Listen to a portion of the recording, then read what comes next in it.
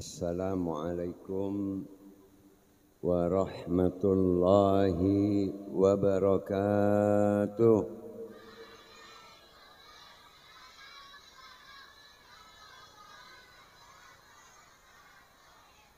Alhamdulillah wassalatu wassalamu ala Rasulillah Sayyidina wa maulana Muhammad ibn Abdullah wa ala alihi wa sahbihi wa mawalah. Amma ba'du, ma'asyiral habaib wal ulama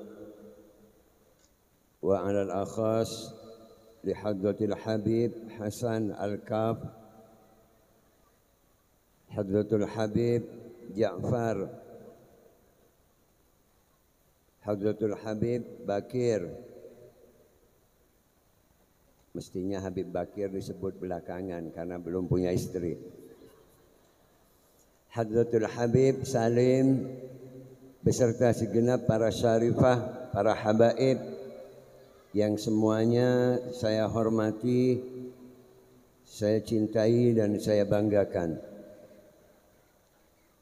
Para ulama, para asatid dan segenap keluarga besar Pondok Pesantren Al-Istiqamah, wabil khusus kepada Mudirul Ma'had Haji Salman Al-Farisi sekeluarga yang semuanya saya hormati, saya cintai dan saya banggakan. Para santri baik putra maupun putri dan para wali santri, hadirin hadirat sabarataan, betul, yang ulun hormati, ulun cintai dan ulun banggakan. Nyoba ajar cak Banjar nih kamu. Pertama, ungkapan puja dan puji syukur selalu dan tidak bosan-bosannya kita haturkan kehadirat Allah Subhanahu wa taala, yang mana Allah Subhanahu wa taala juga selalu dan tidak pernah bosan memberikan rahmat dan nikmat kepada kita sekalian, sehingga pada saat ini di tempat ini kita bisa bermuajahah dan bermujalasah untuk bersilaturahim, menyambungkan hati di bulan penghujung bulan kelahiran baginda Rasulullah Muhammad sallallahu alaihi wasallam, dengan harapan mudah-mudahan silaturahim kita ini akan semakin menambah keimanan kita kepada Allah Subhanahu wa taala. Amin. Akan semakin menambah rasa cinta kita kepada baginda Rasul. Amin. Sehingga nantinya kita semua akan mendapatkan syafaat dari baginda Rasul fid dini wa dunya wal akhirah. Amin Allahumma amin. Para bapak, para ibu, hadirin wal hadirat rahimakumullah.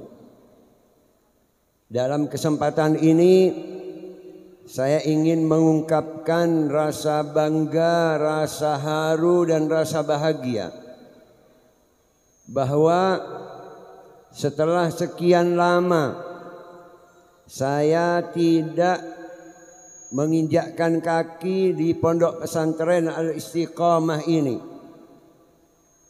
Masih segar dalam ingatan saya beberapa puluh tahun yang silam, di waktu hadratul marhum Abi Kiai Khalil Age, saya pernah ikut satu kali dan melihat hadir di Pondok Pesantren Al-Istiqamah.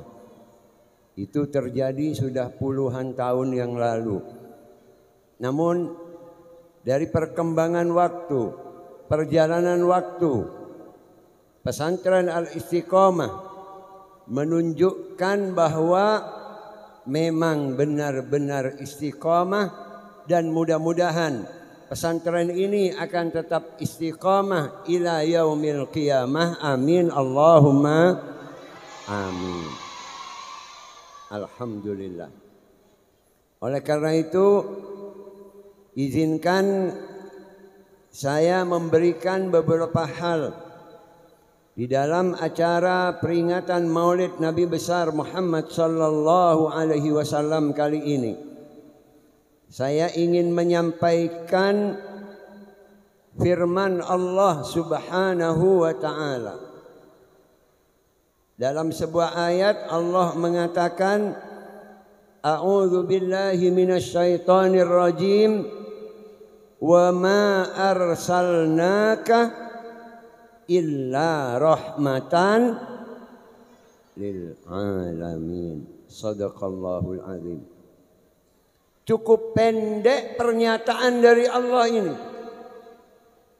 Namun walaupun pendek, Allah mengatakan dengan tegas dan lugas bahwasanya wa ma arsalnaka, tidaklah aku utus engkau wahai Muhammad, kata Allah, illa kecuali rahmatan lil alamin, sebagai rahmat untuk alam semesta.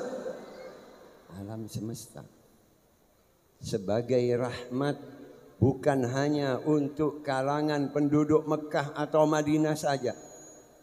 Sebagai rahmat bukan hanya untuk bangsa Arab saja.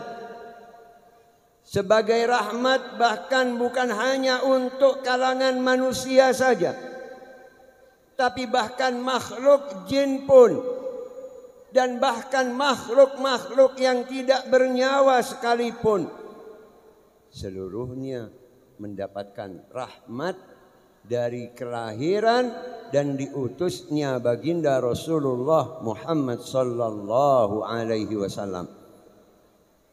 Jelas dan tegas. Dan di ayat yang lain Allah juga mengungkapkan, innaka la'ala khuluqin azim. Ini adalah pujian tertinggi dari Zat yang Maha Tinggi. Pujian kepada baginda Nabi tidak hanya diungkapkan oleh makhluk, tapi tegas diungkapkan oleh Al-Khaliq, Allahu Rabbul Alamin. Diungkapkan oleh Sang Maha Pencipta, yaitu Allah yang mengatur alam semesta. Ini sebuah hal yang sangat luar biasa. Kemudian di ayat yang lain Allah juga menegaskan, A'udzu billahi minasyaitonir rajim.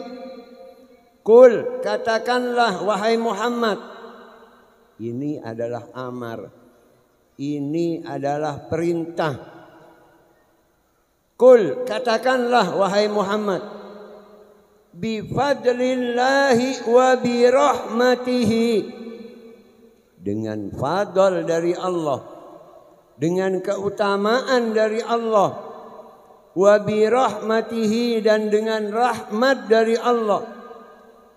Para ulama menafsirkan kalimat fadlullah, keutamaan dari Allah ini ditafsirkan turunnya Al-Quran.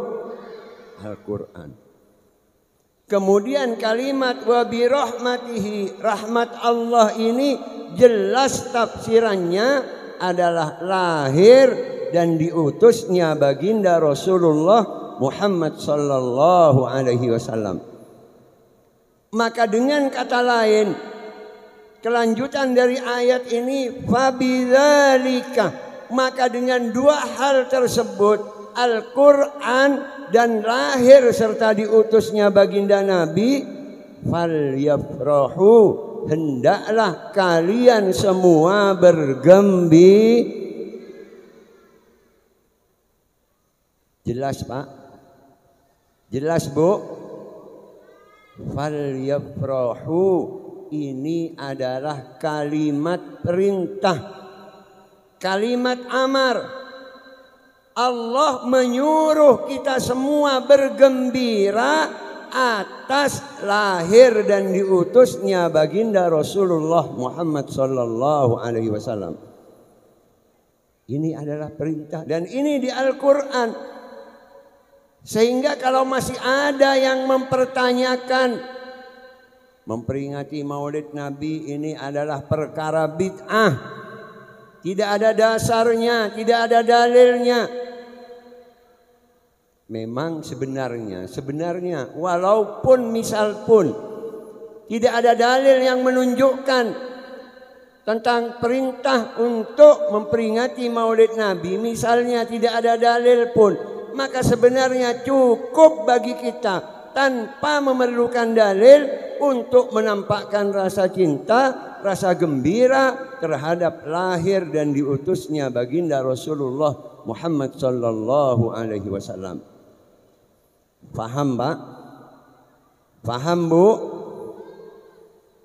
Sehingga apalagi jelas di dalam Al-Quran Allah memerintahkan fabidzalika falyafrahu, maka dengan dua hal, turunnya Al-Quran dan lahir serta diutusnya baginda Nabi, falyafrahu, hendaklah kalian bergembira. Subhanallah, alhamdulillah, di Kalimantan, di Jawa, di Madura, dan di beberapa tempat belahan bumi, ketika memasuki bulan Rabiul Awal, semuanya bersukacita, bergembira, menunjukkan, mengekspresikan rasa bahagia, rasa gembira di bulan kelahiran baginda Rasulullah Muhammad sallallahu alaihi wasallam. Nah, cara mengekspresikan rasa gembira, cara mengekspresikan rasa bahagia, tentunya tiap orang bermacam-macam. Tentunya cara mengekspresikan rasa senang tiap orang itu berbeda-beda. Tiap tempat itu juga berbeda-beda. Kalau para ulama salafus saleh dulu mengungkapkan rasa bahagia, rasa gembira, rasa cinta kepada baginda Nabi, diungkapkan lewat syair sholawat. Seperti Sayyid Imam Al-Barzanji mengungkapkan rasa gembira dan rasa cintanya dengan menyusun syair sholawat yang terkumpul di dalam kitab Al-Barzanji. Imam Al-Busiri menunjukkan rasa cinta, rasa gembiranya terhadap baginda Nabi dengan menyusun syair sholawat burdah. Imam Ad-Dibai dan para ulama-ulama salafun saleh menyusun dan merangkai kata sholawat yang begitu indah dan bermacam-macam, mulai dari sholawat yang panjang, setengah panjang, sampai sholawat yang paling pendek. Perlu diungkapkan ketika Allah subhanahu wa ta'ala menciptakan Nabi Allah Adam alaihi salam, kemudian mengisi Nabi Adam dengan ilmu, Allah memerintahkan penghuni surga untuk sujud kepada Nabi Adam alaihi salam. Allah memerintahkan penduduk surga, usjudu li Adam, fasajadu illa semua penduduk surga bersujud kecuali iblis. Dan Allah memerintahkan itu semua, Allah tidak melakukan sendiri. Betul? Allah memerintahkan penduduk surga sujud kepada Nabi Adam, Allah tidak sujud kepada Nabi Adam. Dan Allah memerintahkan penghuni surga untuk sujud kepada Nabi Adam hanya 1 kali saat itu juga. Selanjutnya tidak. Dan tidak tiap waktu malaikat itu bersujud kepada Nabi Adam selamanya, tidak. Hanya saat diperintah itu saja. Faham, Bu? Faham, Pak? Tapi ketika Allah memerintahkan makhluk untuk bersolawat kepada baginda Nabi, sebelum Allah memerintahkan, Allah sudah menyatakan, innallaha wa malaikatahu yusalluna 'alan nabi. Allahumma salli wa sallim wa barik alaihi.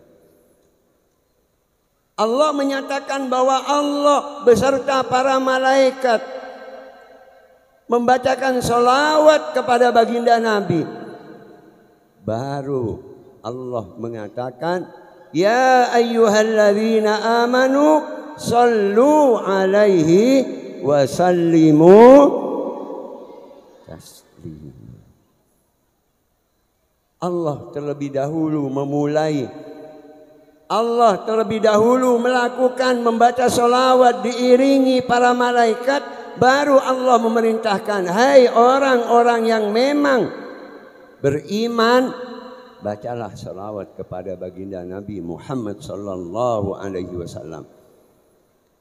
Dan Allah memerintahkan dan melakukan sendiri tidak hanya saat itu saja, tapi Allah akan selalu ila yaumil qiyamah selalu melimpahkan salawat kepada baginda Nabi. Dan Allah akan selalu memerintahkan orang-orang yang beriman untuk selalu membaca salawat kepada baginda Rasulullah Muhammad sallallahu alaihi wasallam.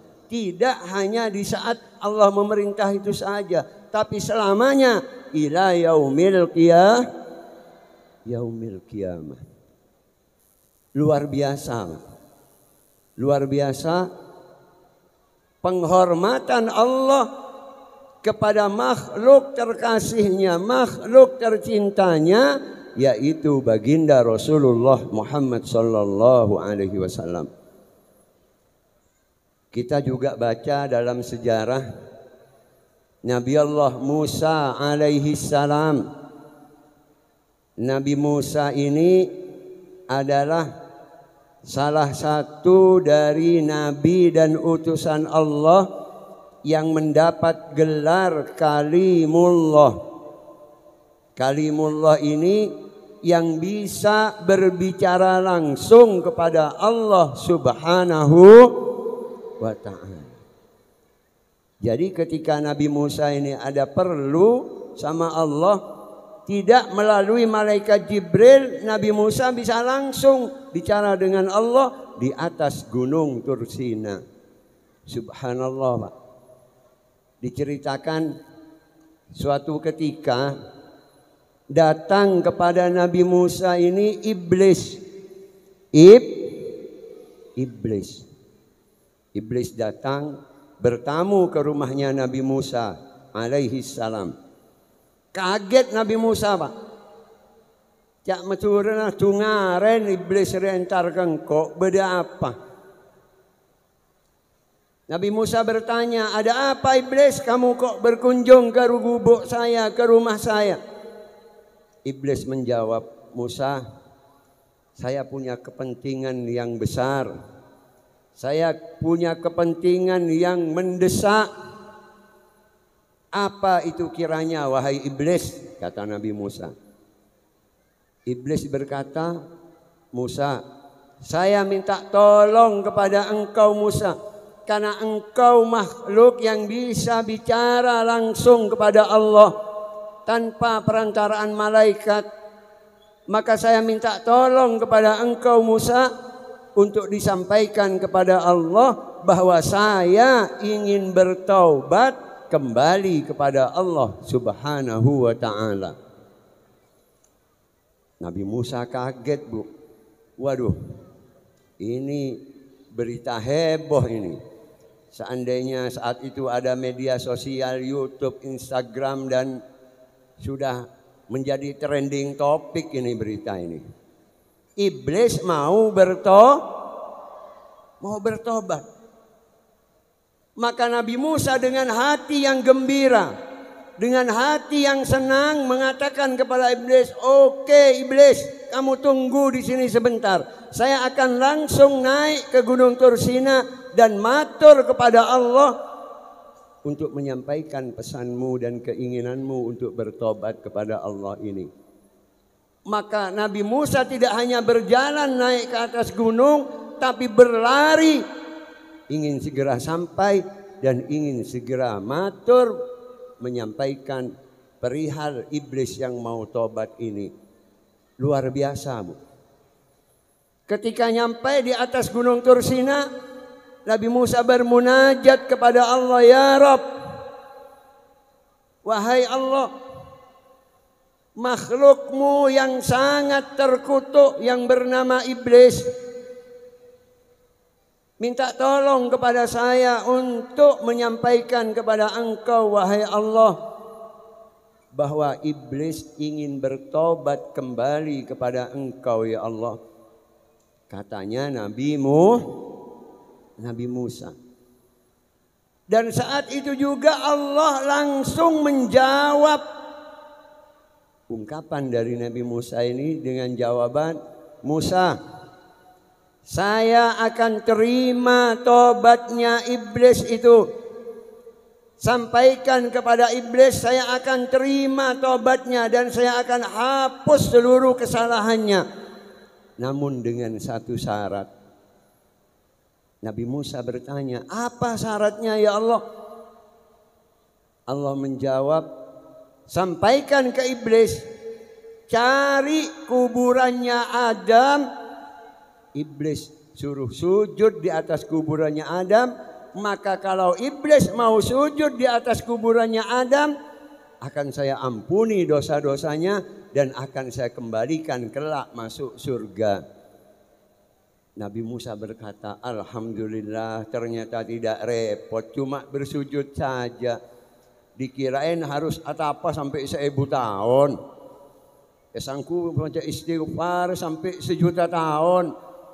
Ternyata gampang." Kepon Nabi Musa, "Aduh kenging surah sujud ning kubur Nabi Adam, aduh gampang ya."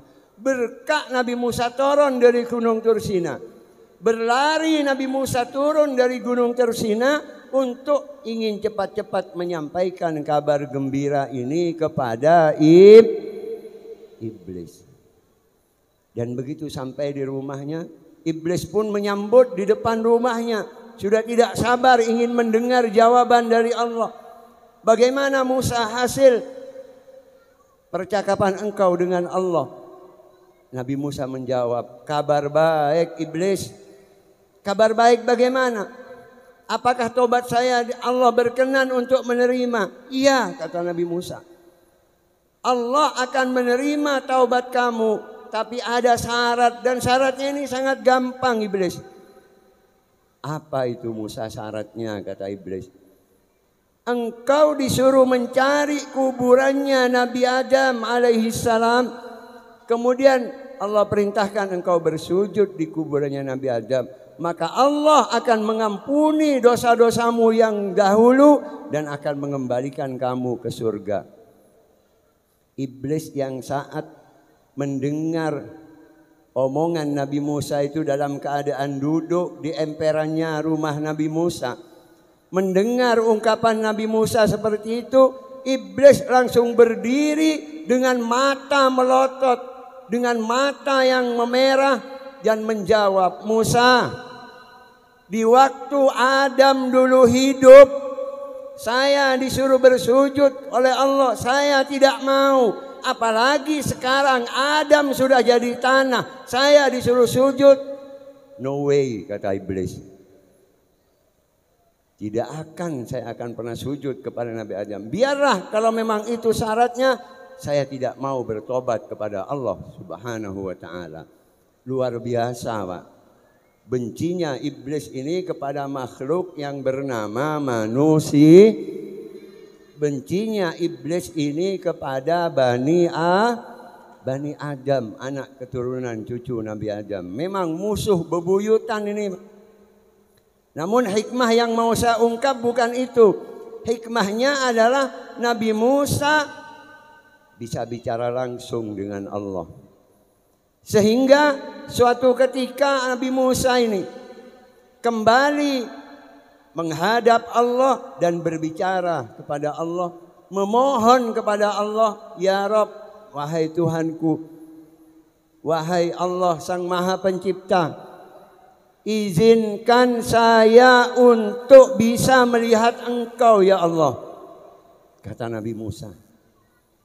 Tidak cukup Nabi Musa hanya bisa berbicara, tapi Nabi Musa punya keinginan untuk bisa melihat Allah. Nabi Musa sudah tidak sabar menunggu kelak di surga. Karena janji Allah, seluruh manusia, seluruh penghuni surga kelak akan Allah menampakkan diri kepada penghuni surga. Mudah-mudahan kita semua termasuk ahli surga. Amin. Nah, Nabi Musa ini tidak sabar, ingin segera melihat Allah walaupun masih di dunia. Sehingga matur kepada Allah, ya Allah, izinkan saya untuk bisa melihat Engkau ya Allah. Allah menjawab, Musa, kamu tidak akan mampu melihat aku. Tidak akan bisa Musa. Namun Nabi Musa memaksa, ya Allah, izinkan saya. Dengan kemuliaan-Mu, dengan keperkasaanmu, izinkan saya untuk melihat Engkau ya Allah. Karena Nabi Musa maksa, Pak. Akhirnya Allah mengatakan, baiklah Musa, coba kamu lihat puncak Gunung Tursina ini. Batu yang ada di puncak Gunung Tursina, kamu pandang itu. Dan ketika Nabi Musa memandang batu yang ada di puncak Gunung Tursina, tajalla nurullah. Allah menampakkan sebagian dari cahayanya. Bukan wujudnya, hanya sebagian dari cahayanya cahayanya Allah. Saat Nabi Musa melihat tajallanya nurullah, Nabi Musa berteriak dan pingsan saat itu juga. Tidak mampu melihat cahayanya Allah saja tidak mampu, apalagi melihat Allah. Itu Nabi Musa yang sudah bisa bicara langsung dengan Allah. Di malam 27 Rajab 1400 tahun lebih yang lalu, Baginda Rasulullah Muhammad sallallahu alaihi wasallam didatangi oleh malaikat Jibril beserta para malaikat yang lain, membawa kendaraan yang bernama Buraq, dan diperintahkan oleh Allah untuk membawa baginda Nabi dari Masjidil Haram kota Mekah menuju Masjidil Aqsa di kota Palestina. Kemudian naik menembus langit yang ketujuh, yang di dalam kitab Al-Barzanji diungkapkan, a'las sama'i sama Muhammad, Jibrilu qala lahu taqaddama. Pinter adik-adik sudah hafal sholawat. A'las sama'i sama Muhammad, di atasnya langit yang ketujuh itu adalah langitnya baginda Nabi.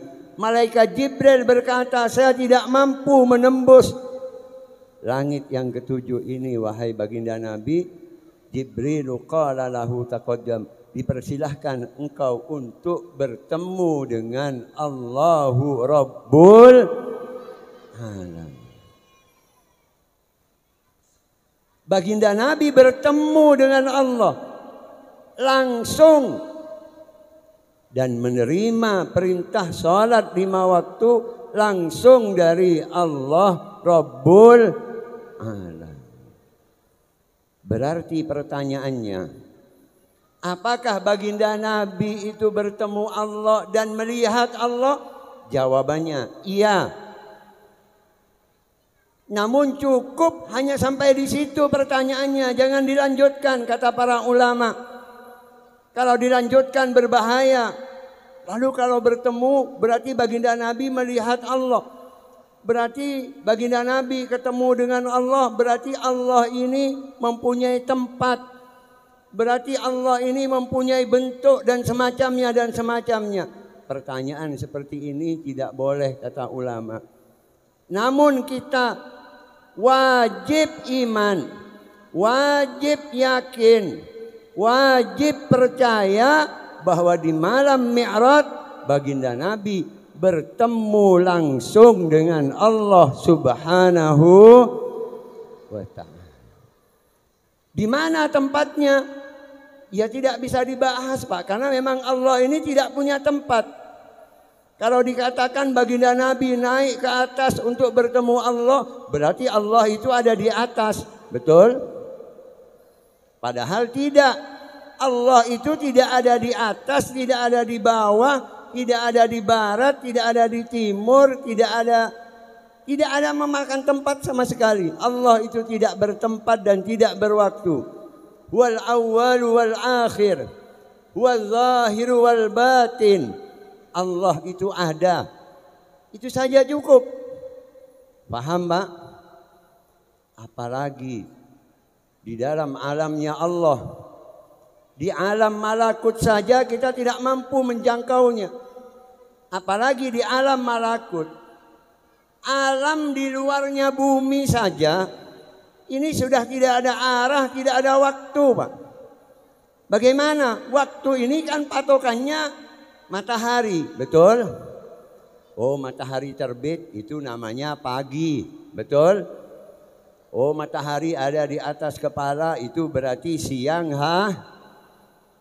Oh, matahari mau tenggelam ini sudah sore, ha? Oh, matahari sudah tenggelam ini namanya malam, ha? Ini waktu kan di bumi. Ketika sudah ada di luar bumi, matahari selalu terlihat. Berarti bukan malam, bukan siang, betul? Ketika kita ada di bumi, tahu bahwa kita sekarang menghadap ke arah barat, betul? Neng kisah bara, mau kisah bara berarti kisah timur. Kenapa ya? Karena ada patokan itu. Tapi ketika kita sudah naik keluar dari bumi, keluar dari atmosfer bumi, di mana barat, di mana timur, di mana utara, di mana selatan, tidak ada, Pak. Betul? Bahkan yang namanya atas dan bawah itu juga relatif. Katanya kita bulan itu ada di betul? Tapi misalkan di bulan itu juga ada manusia atau makhluk. Maka makhluk yang ada di bulan juga mengatakan bumi ini ada di atas. Betul tidak? Lalu mana yang benar atas atau ke bawah ini? Karena memang tidak mesti semua itu harus ada jawabannya. Kadang kita harus menyerah pada suatu posisi yang memang tidak ada jawabannya. Misalnya ini Pak, kalau naik itu kemana? Naik itu ke kalau turun ke bawah, betul. Kalau masuk ke dalam, kalau keluar kemana? Bingung kan? Coba siapa yang bisa jawab? Kalau naik ke atas, kalau turun ke bawah, kalau masuk ke dalam, kalau keluar kemana? Yang bisa jawab saya kasih uang ini. Keluar kemana? Jawabannya macam-macam. Bisa ke pasar, bisa ke mall, bisa ke Martapura, bisa ke Surabaya. Enggak baku jawabannya. Kadang memang ada pertanyaan yang tidak bisa dijawab dan akal kita tidak mampu menjangkaunya. Maka ketika ulama mengatakan saat baginda Nabi bertemu Allah, kita semua wajib percaya, wajib yakin, wajib iman. Tapi bagaimana pertemuannya baginda Nabi dengan Allah? Dan apakah di tempat bagaimana, kemudian wujudnya Allah bagaimana? Kita semua tidak berhak mempertanyakan itu. Paham, Pak? Satu-satunya makhluk Allah yang bisa bertemu dan melihat Allah langsung hanya baginda Rasulullah Muhammad sallallahu alaihi wasallam, yang oleh Allah diungkapkan laulaka ya Muhammad lama khalaqtul aflak. Seandainya bukan karena engkau Muhammad, kata Allah, aku tidak perlu menciptakan langit, bumi dan seluruh isinya. Dengan kata lain, keberadaan alam semesta ini semata-mata karena baginda Rasulullah Muhammad sallallahu alaihi wasallam. Maka oleh karena itu, dengan peringatan Maulid Nabi besar Muhammad sallallahu alaihi wasallam yang diadakan di Masjid Al-Istiqomah ini, kembali saya hanya ingin mengingatkan diri saya untuk juga kita bersama agar sambungan hati kepada baginda Nabi ini jangan pernah putus, jangan pernah padam, agar cahaya baginda Nabi, Nur Muhammad tetap hidup di hati kita. Namun tentu saja bahwa baginda Nabi adalah Sayyidul Anbiya wal Mursalin, bahwa Nur Muhammad, cahaya baginda Nabi ini adalah energi dari alam semesta. Namun tentunya kita tidak bisa menafikan zuriyah dari baginda Nabi, keluarga baginda Nabi, sahabat baginda Nabi, para ulama salafun saleh yang telah menjadi sanad sambungan kita semua kepada baginda Rasulullah Muhammad sallallahu alaihi wasallam. Contoh kecil, handphone, Pak. Handphone. Sampean punya handphone yang termahal sekalipun, punya kartu operator misalnya Telkomsel atau XL, tapi ternyata di daerah sampean tidak ada tower dari operator tersebut, bisa ada sinyal atau tidak, Pak? Tidak bisa. Walaupun handphone harganya 30 juta, pakai kartu simpati Telkomsel, di situ nggak ada tower Telkomsel, nggak bisa nyambung Telkomsel.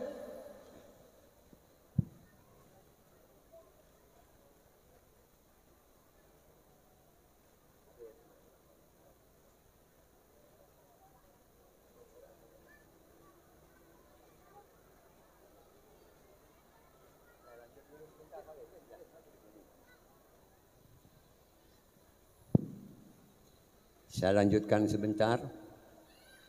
Sehebat apapun handphone kalian, mereknya terbagus, keluaran pabrik terbaru sekalipun tipenya dengan harga termahal, tapi di daerah itu tidak ada menara dari operator itu, maka tidak akan berfungsi handphone kalian, tidak ada sinyal.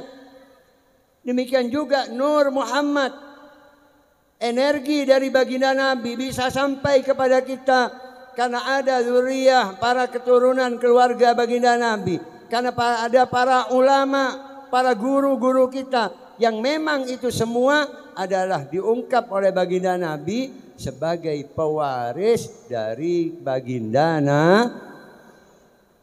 Maka keberadaan para ulama, para zuriyah Rasul ini adalah seperti tower-tower yang ada, sehingga kita semua bisa menangkap sinyal baginda Nabi, sehingga tersambung rasa mahabbah kita, tersambung rasa cinta kita langsung kepada baginda Nabi. Mudah-mudahan kita semua diakui sebagai umatnya oleh baginda Nabi. Amin. Sehingga nantinya kita semua kelak akan masuk kepada apa yang diungkap oleh baginda Nabi, kuntu syafi'an lahu yaumal qiyamah. Kita semua mendapatkan syafaat beliau kelak di hari kiamat. Amin Allahumma. Lihadhihi niyah wa likulli niyati salihah. Al-Fatihah. A'udzu billahi minasyaitonir rajim. Bismillahirrahmanirrahim. Alhamdulillahi rabbil alamin. Ar-Rahmanir Rahim. Maliki yaumiddin. Iyyaka na'budu wa iyyaka nasta'in.